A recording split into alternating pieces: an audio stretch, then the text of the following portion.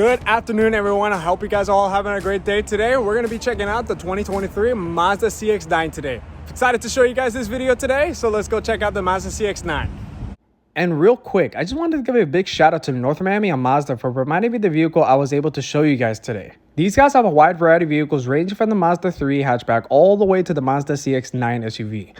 Also, they also have a couple of Miatas in the inventory as well. So if you guys are looking for a toy to just have in the weekends, the Miata is always there. And Mazda is always going to be able to provide that for you. So if you guys are interested in any vehicles from Mazda, check out Mazda of North Miami. They have some good deals going on, especially in the holiday season. So I highly recommend you guys check them out. This is the 2023 CX-9. This is specifically the Carbon Edition. What the Carbon Edition is exactly, it's just a special edition with appearance package with the black wheels, as well as a nice color known as the polymetal gray metallic. This also has nice red leather seats. You can also option out for black leather as well. Let's go check out everything else in the car.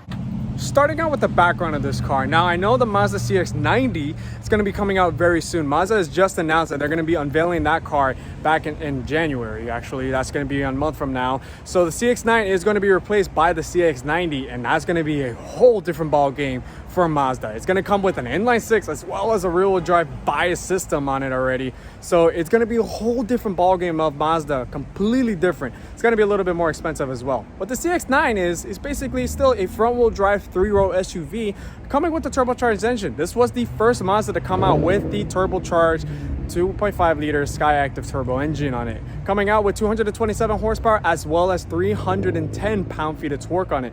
They updated the engine a little bit slightly now with premium fuel on it. You can get about 250 horsepower and 320 pound-feet of torque on it.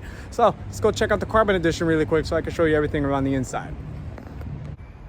That doesn't mean that the CX-9 is still out of date. It's still up to date with most of the competitors out today. Compared with the Highlander as well as the Honda Pilot coming out, the CX-9 is still up there competing with all those cars. In fact, it's still actually relatively new, and I will say, quite frankly, a little bit more luxurious than those competitors out there for the price less than $50,000. This Carbon Edition specifically runs out at $46,000, so still less than $50,000. So, and it still has a very nice interior, kind of like an Audi-like interior, which I'll get to show you guys in a little bit. But still coming out it's been out for a few years already. The CX-9 is still a heavy competitor. Also powering the CX-9 is going to be a 2.5 liter turbo Skyactiv G. It's going to be pumping out 227 horsepower and 310 pound-feet of torque. Just to show you guys really quick, this is still the same key that Mazda is using for all their products now, even the Miatas now. So you still have all the buttons on the side. You have your lock, unlock, your trunk release right here, as well as your panic button as well. To step inside the Mazda, you still have your hands-free assist right here, key.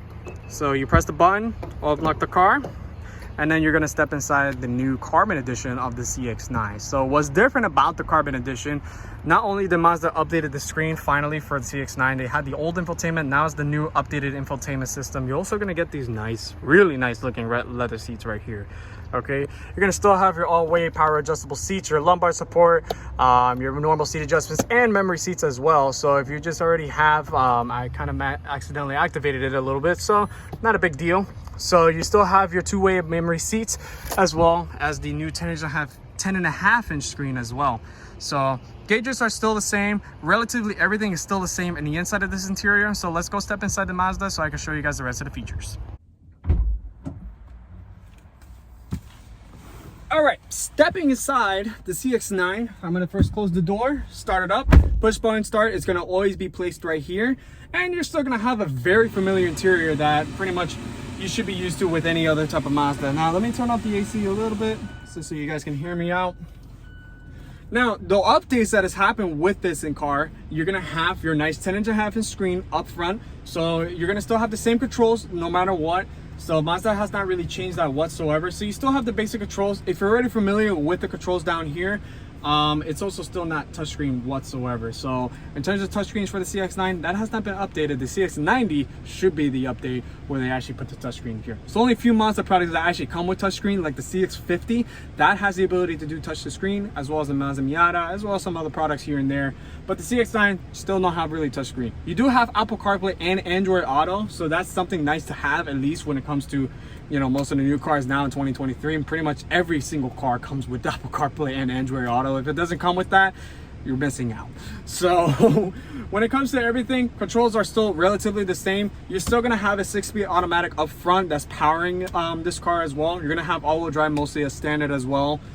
Pretty much, especially with the higher trims, all-wheel drive comes automatically standard. With this Carbon Edition, you have all-wheel drive and as well as the turbocharged motor. So it's going to be nice to have something, especially with some more power. Most of the cars nowadays, especially the Highlander, they actually just came out with the turbocharged 4-cylinder that's replacing the V6. The old CX-9, the original older generation CX-9 had a V6. When Mazda came out with this one back in 2017, came with a turbocharged 4-cylinder, and that's what they stuck with the entire time. And they added this 4-cylinder to basically every single other car in the lineup other than Miata. So other than that, you're still gonna have all familiar features. You're gonna still have your normal toggle switches right here. You're gonna have paddle shifters as well, so that's something nice to have. As well as you're gonna have your normal steering wheel controls right here. You're gonna have your adaptive cruise control. This car comes with adaptive cruise control. Your cup holders are gonna be placed right behind the shifter. Well, not exactly right behind the shifter, but it's gonna be right behind the, in between the center console and the controls with the shifter. So that's where your cup holders are gonna be placed at. You're gonna have some good storage, at least up here. You're gonna have like your two-way opening for the center console as well. You're gonna have your glove compartment over here as well. And you're gonna also have switches completely on the side right here. That's gonna be able to release the trunk. So you're able to put the trunk over here. You're gonna also have your lane keep assist as well as your parking assist as well. So you have the option of actually turning those things off if you don't like it. I personally don't like it, but it's actually a good safety feature to have regardless of the matter. You're also gonna have rear parking sensors as well as front parking sensors. So this car was made to be a safe vehicle as well. So when it comes to the sunroof, you still have a regular normal size sunroof. The CX-50 is the only one still to this day that comes with the full panoramic sunroof. So no other Mazda products come with a panoramic sunroof. So if you're looking for something like that, you don't need three-row seats, then the CX-50 would be maybe the right pick for you. But if you're looking for a family vehicle that's going to be packing more than at least 5 people, you're going to definitely want to look at something like this one. All right, so your sunroof control is going to be up here. So you're going to still have your sunroof being able to easy access open. You have a black headliner as well, so that's another luxury feature that Mazda comes with. Majority of cars nowadays, if it's a more affordable vehicle, they don't come with a black headliner. I'm personally obsessed with having a black headliner for some reason. Like whenever it's nighttime and stuff and you're just going on a cruise or you're driving back home, it just feels nice and dark in here. And with the red leather seats in here too, you just have a nice vibe in here. So your basic window controls are going to be here. You also have the ability to fold your mirrors down as well, mostly with the key. So you're going to be able to do that as well. So your normal controls are going to be here: lock, unlock, your 4-way power windows as well. They're all one-touch automatic. So for all sides of the window, I accidentally pressed that one. So, but they're all automatics, like I was saying. So let's go check out the seats now. Let's go check out the second row, and then we're going to go in the third row. All right, now sitting in the second row seats of the Mazda CX-9, let's go sit down. You still get red leather seats. You get red leather seats all around in the car, so that's something sweet to have. So sitting behind my actual driver position in the car, I'm actually having no issues whatsoever sitting behind myself. I thought this car would be a little bit too tight for me per se, because I know the CX-9 had a little weird reputation of being tight and stuff, but this generation of CX-9 is actually pretty spacious.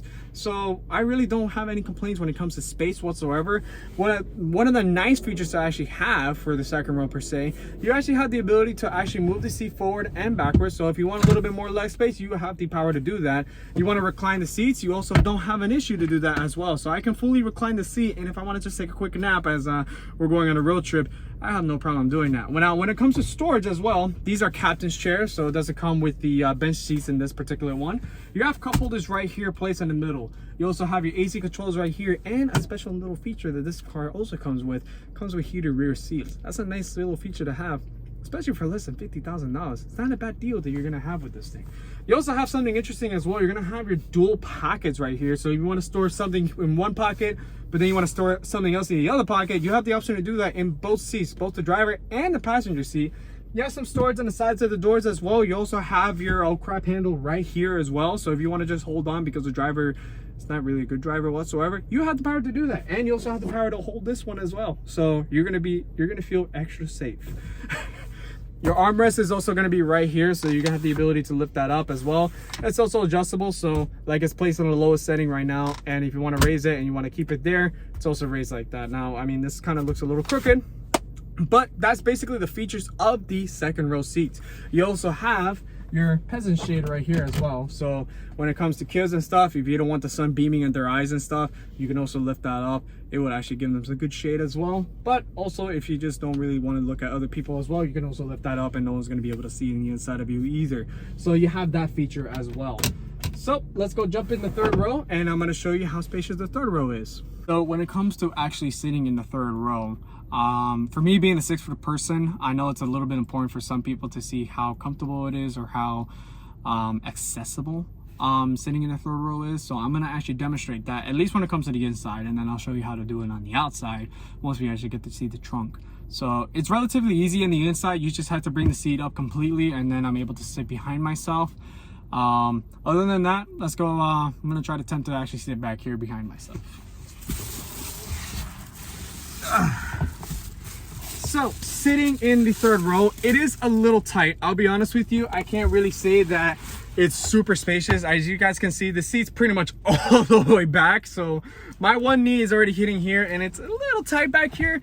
My other knee is kind of sticking out, and it's perfectly kind of normal. So you have the ability to adjust the seat up. So in case you want just a little bit more space, or the person in front of you is not that tall and they're bringing the seat all the way back, you can kind of just smack them in the head and just kind of bring them a little bit forward. So you can do that as well. But in terms of the actual seats itself, they're relatively comfortable. You actually have a few things in here that you can actually have as a feature. You have your USB on both sides of the seats, by the way. You also have a couple to here, as well as some storage as well. You also have them in this side as well. You also have a speaker right behind me as well, right by my shoulder. So if someone wants to blast music, you have a speaker right next to you.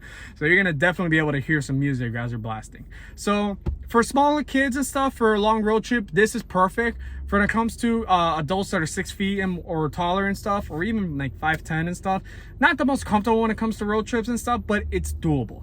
It's actually not as bad as I thought, to be honest with you. I know that the CX-9 is the most cramped when it comes to the third row seat space compared to like the Highlander or the Pilot. The Pilot's massive in the back, or even the Volkswagen Atlas. The Atlas is actually pretty big in the back as well, and those cars, they're actually relatively good in the terms of backseat space. The CX-9, it is one of the smallest, but it's actually not the worst, to be honest with you. I've sat in worse back seats. I know the Volkswagen Tiguan comes with a third row, and that's extremely cramped. I can't even sit back there. So at least the CX-9, it's actually pretty functional. It's actually pretty easy to get back here. So let's go check out the trunk. I'm going to show you guys some cool little features, and I'm going to show you the second way to get inside the third row. So another cool feature that Mazda has actually finally featured, you could tap the trunk right here. You could press the button right here to release the trunk, and it would actually automatically open for you. But you also have the feature of actually opening it with the key as well. Something that I wanted to show you guys. You just hold the button right there, and it's actually going to completely open. Now, it doesn't have the special feature of actually kicking the bottom of the car and actually it will open for you. So it doesn't have features like that, but this is the space of the trunk as well. You have your secret storage right here, so in case you want to hide something secretive and stuff, you have that storage space right there. You also have your third row seats right here as well. So for a third row SUV that's part of the mid-size segment, it's not like the size of a Suburban or anything like that. It's relatively spacious, so it's actually not that bad, and it's pretty wide as well too. So you can actually fit enough groceries in here for a good trip. But if you actually need to have more storage in the back, or if you're gonna load something a little bit bigger, this is how easy it is to actually put the third row seats down. You just put the lever down, push the seat forward, and it goes all the way down just like that. Same thing when it comes to here as well. Just pull this lever down, little headrest goes down, push it forward, and then you have a lot more storage in here. So you can actually fit like a decent sized little table here, or just more groceries and stuff. If you need to actually haul TVs or anything like that, the CX-9 actually has the perfect amount of space for you for that as well. So when you want to close the trunk as well, all you have to do, just press this little button right here, and it'll automatically just close down. So let me actually show you the last feature of the second row seats to actually access the third row, so I can, and then we're going to be able to drive. So when it comes down to actually accessing the third row with the second row seats on the outside, it's a little bit different, but it's actually still very easy to actually do it. It's very simple. It's one little switch, and it actually brings the whole seat forward for you. So So I'll demonstrate that for you really quick. So when it comes out of just opening the door, rather than going from the inside, all you have to do, there's a little lever right here, brings the seat completely forward, and you have a lot more space to actually access the third row. I know it's a little difficult because of the door view, but that's how you access it. And if you step inside, I will unfortunately demonstrate that really quick. Just pull one leg in, other leg out, and then you're basically fully stored in here. So same space, like I said, it's a very simple function. All you have to do is literally just bring the seat forward. All right, let's get ready to drive this car. Now, this is the CX-9, like I said, so it's been out for a few years already. So like I said, there's really nothing much has been severely updated with the CX-9, but it's still relatively nice of an interior. Honestly speaking, this feels kind of more like a premium vehicle. I always compare this with a BMW or an Audi per se. This interior kind of feels like that, and the quality in here feels really nice, to be really honest with you. You have some nice, do have some plastic in here, but I mean, literally for less than $50,000, it is to be expected with that, to be honest. So, but you also have some nice soft touch plastics here. You also have some nice leather in the sides as well. So that's something nice that not a lot of cars come with. Some nice plastic here. You also have some nice little wood in the signature higher trims as well. But as I'm backing up right now, I do have my nice little camera right here. That is more of a higher resolution, to be honest with you, right, compared to the old one. So I'm very happy that Mazda's actually finally fixed that with the CX-9 as well as some other ones. But starting to drive off, how does it feel like so far? I mean, I just literally am pulling out with this car right now. So this is my actual first time driving the CX-9. I don't think I've ever recalled driving a CX-9 ever in the past.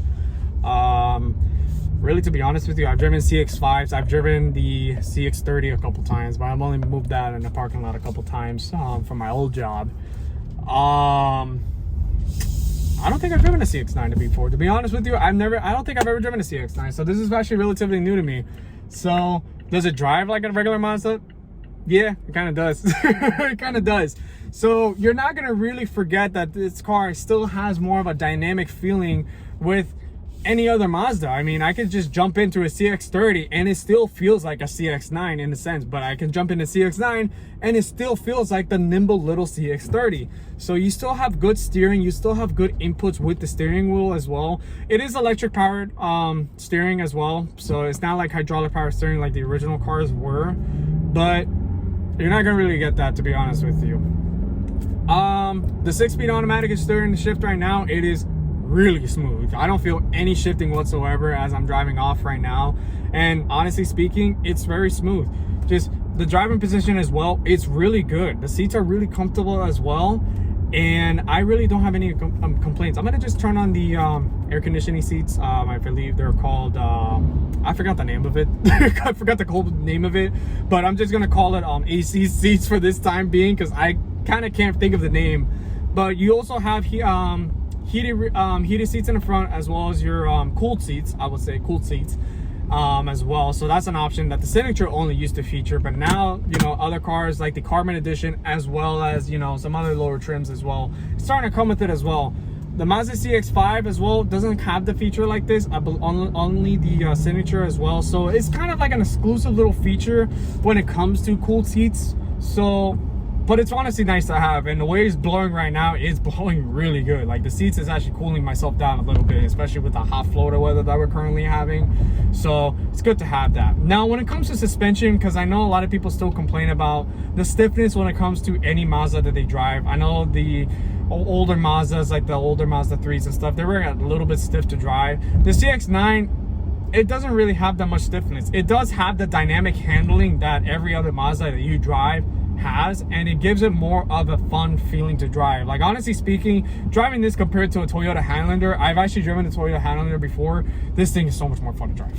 It's just so much more fun to drive, and it just feels like it handles so much better. Like, the confidence feeling when it comes down to handling is night and day compared to the Highlander. I will say that completely straightforward. It is night and day compared to the Highlander.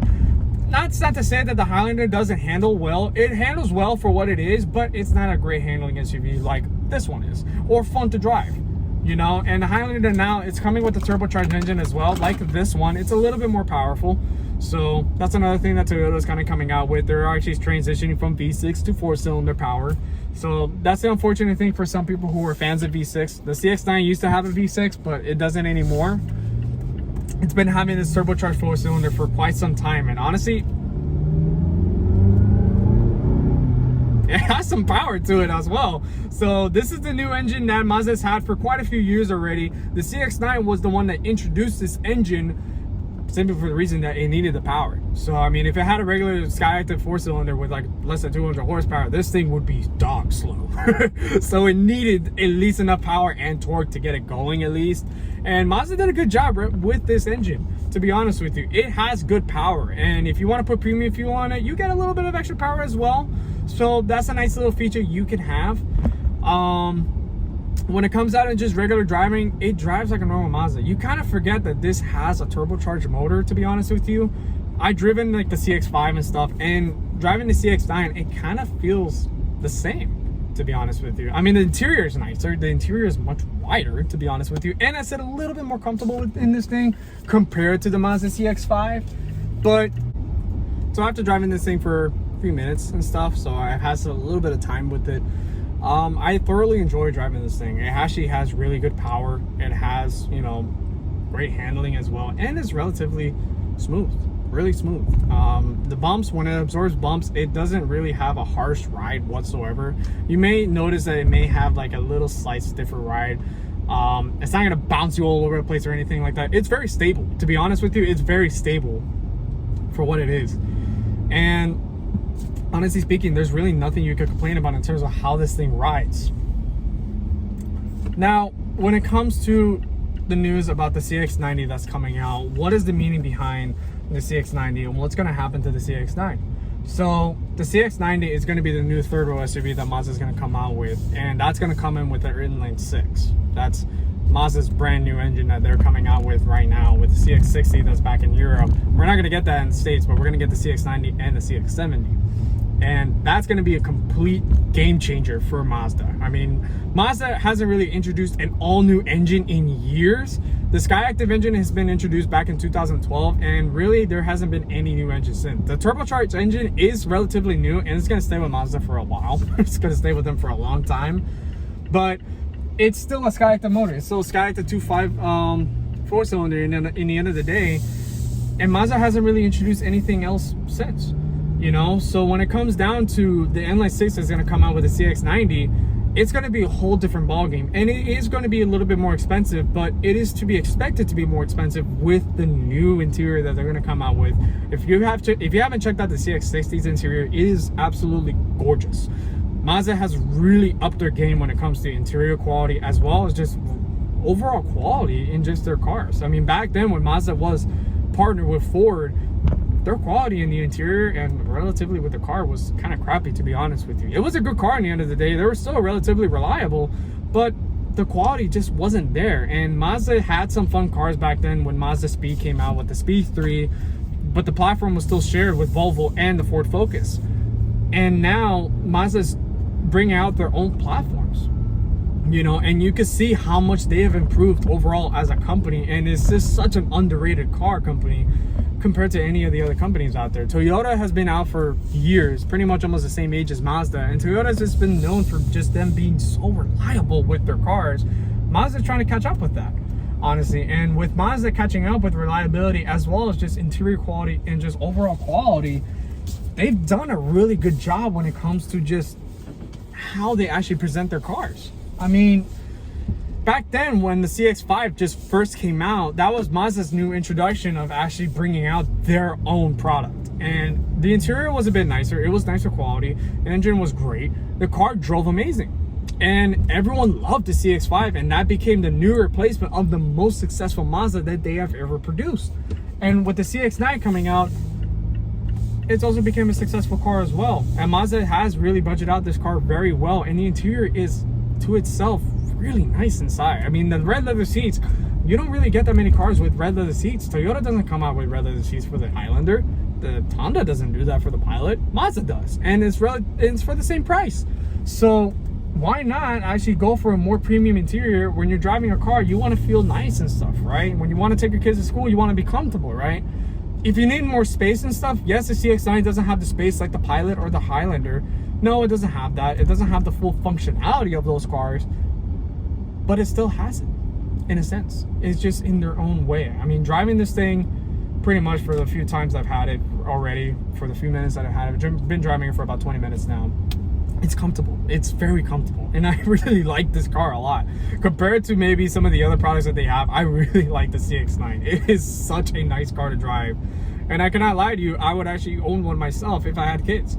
You know, now, I mean, obviously, me just having a girlfriend and stuff, the CX-9 is kind of unnecessary to have, but if kids were ever to be in the future and stuff, this will be a car that I would probably pick over the Highlander.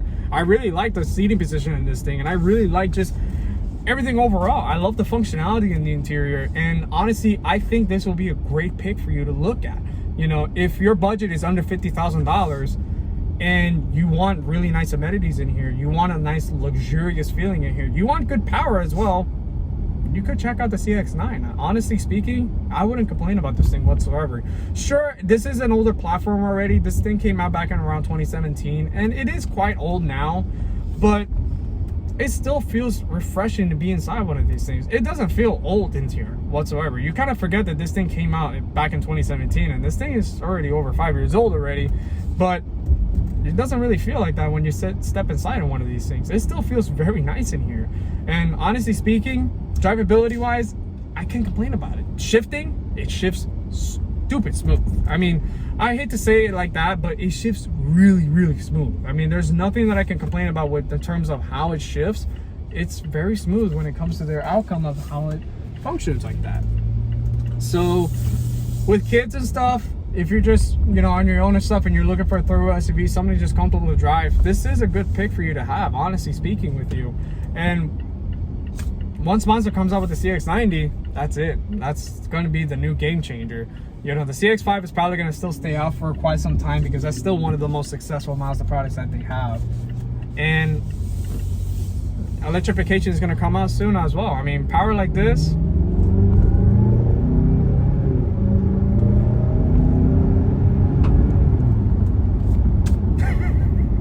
it's fun. You actually have good power in this thing for once. You know, Mazda's used to be a little bit slow, but now with the turbocharger, you have a little bit of fun with this thing.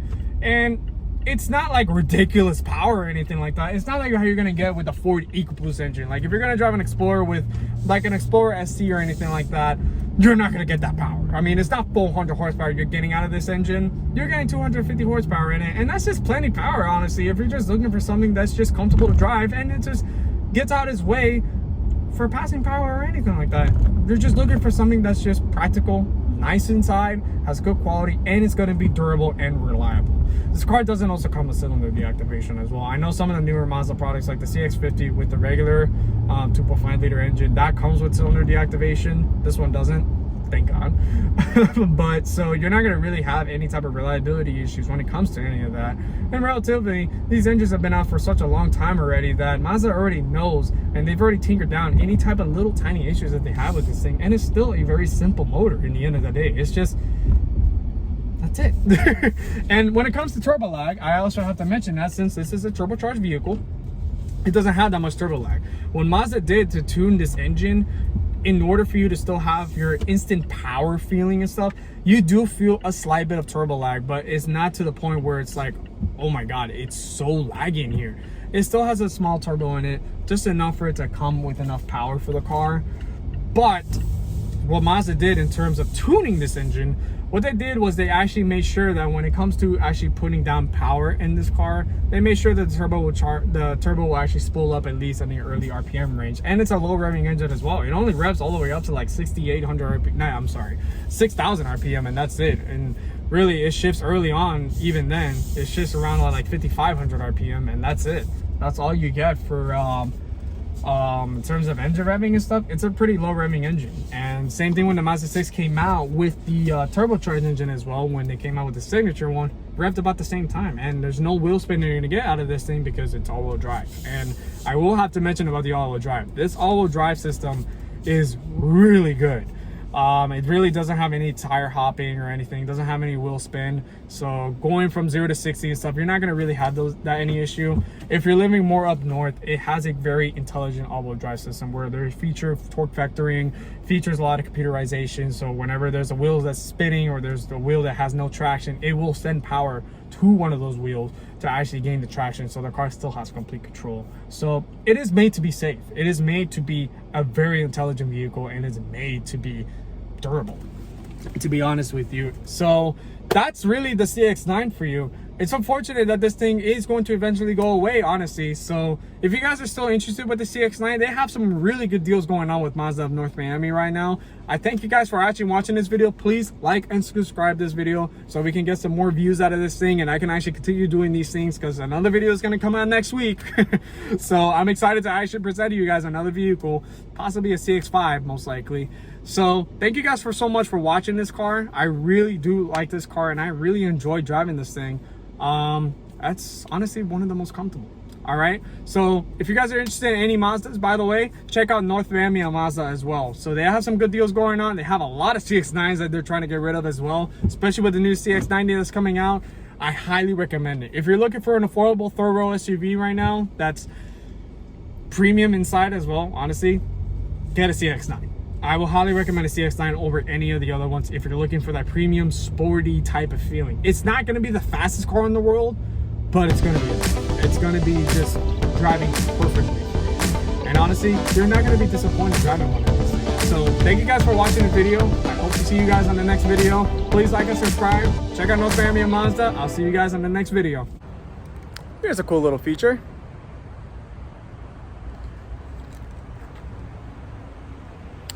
I don't think it works with the car on.